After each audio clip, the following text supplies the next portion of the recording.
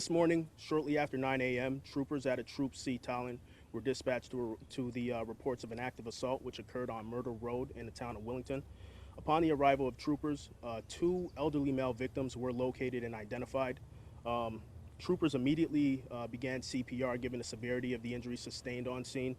Subsequent to that, Willington Fire and EMS showed up and assisted in the transportation of the two victims to an area hospital. Given the nature of this particular incident, our detectives from the State Police Eastern District Major Crime Squad were called out and requested to be dispatched to the scene in order to assist with the investigation. The suspect, who is believed to have committed this crime, is believed to be operating a larger red-style sports bike, wearing dark clothing, and a multicolored helmet, believed to be red and white. The suspect who fled the scene was last seen traveling in the direction of Route 20 in this town. So we're asking anyone who comes across anyone fitting that description, do not make contact yourself. Contact the authorities, contact 911, avoid making contact if at all possible, so that we can investigate the matter accordingly.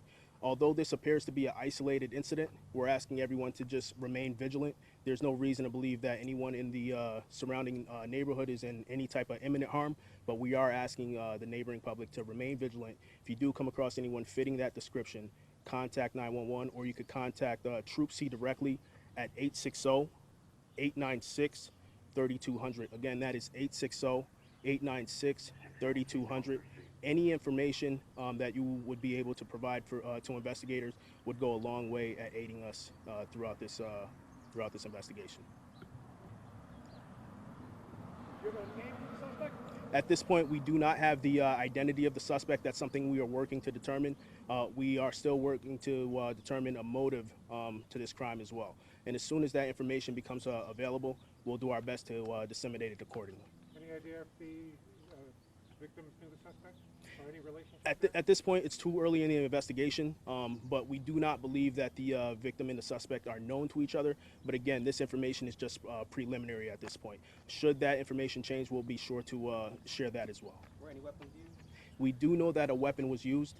We believe it to be a edged weapon. However, the exact description of the weapon I would not be able to provide at this time. That's still something that detectives are still working to process. Detectives are on scene processing the scene. A perimeter has been established in hopes of being able to better process the scene. Detectives will be reaching out to the neighboring public in order to conduct a neighborhood canvass, as well as canine handlers are being dispatched to the scene to conduct a track as well. Again, we're asking any member of the public that knows any information that would help investigators, please come forward, contact 911 or contact Troop C directly. Any information, no matter how big or small, would go a long way in aiding detectives at bringing the suspected individual to justice. And we heard Lifestyle was possibly used? Correct. A Lifestar was utilized in order to transport the at least one of the two elderly male victims to an area hospital. Are there any updates on the status of the victim? We know that the injuries are extremely serious, potentially life-threatening. However, the extent of the injuries past that are unknown at this point. We're still waiting to get some confirmation from medical professionals.